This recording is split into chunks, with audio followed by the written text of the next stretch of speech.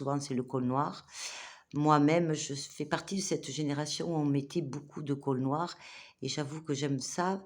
Alors, mais je voulais vous faire la démonstration que lorsqu'on met un trait de crayon noir à l'intérieur, alors bien sûr, on a une profondeur avec le noir, mais on va rapetisser son œil. Allez, je vous montre, parce que ça, c'est important. Donc, je vais faire un œil. Voilà, donc ce geste, on le connaît par cœur. On le fait toutes, si on est d'accord. Mais par contre, le fait, voilà, de mettre du noir à l'intérieur, on va définir et enfermer quelque part l'œil. Alors que si vous mettez juste au ras des cils et juste à l'extérieur,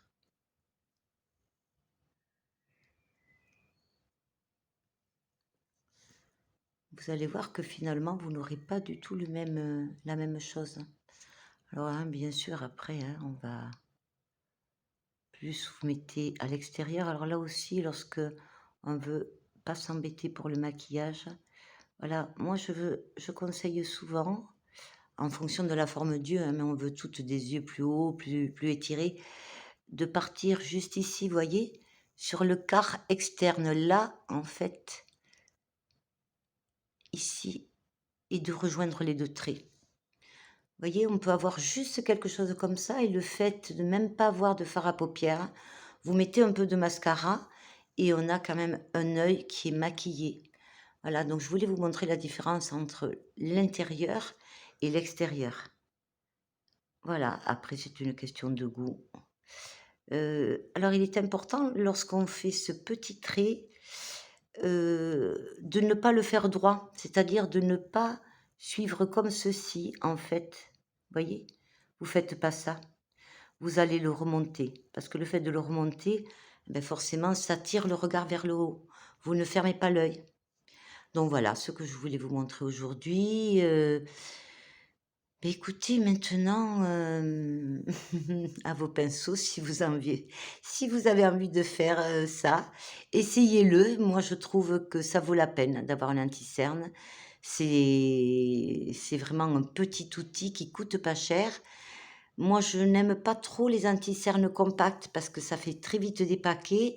Et puis, un autre petit conseil, c'est que le contour de l'œil étant une zone très très sensible, qui se déshydrate, qui vieillit beaucoup plus vite que le reste du visage, avant d'appliquer votre anti-cerne, pensez à l'hydrater, un peu de sérum ou un peu de crème. Hein, toujours vous partez comme ceci et comme ceci. Je sais qu'on peut mettre pour les poches également des sachets de thé vert qu'on met au frigo une fois qu'on les a utilisés et on peut les appliquer pour décongestionner. Voilà, ça a un effet antioxydant. Ben, écoutez, voilà pour les cernes. Donc, l'été, pas besoin de grand-chose, un peu de mascara, un peu de crayon et de l'anti-cerne parce que c'est quand même un produit facile d'accès qui va franchement vous donner beaucoup de satisfaction. Voilà, moi c'est un produit, comme je vous ai dit, que j'utilise peu, mais ben, lorsque je l'utilise, on voit vraiment la différence. Ça défatigue le regard. Et un regard fatigué, c'est vraiment un regard vieillissant, hein. Donc voilà, à vos anti-cernes, je vous fais des gros bisous et j'espère que cette petite astuce, vous voyez bien, vous aura plu. Je vous embrasse, je vous dis à bientôt. Au revoir.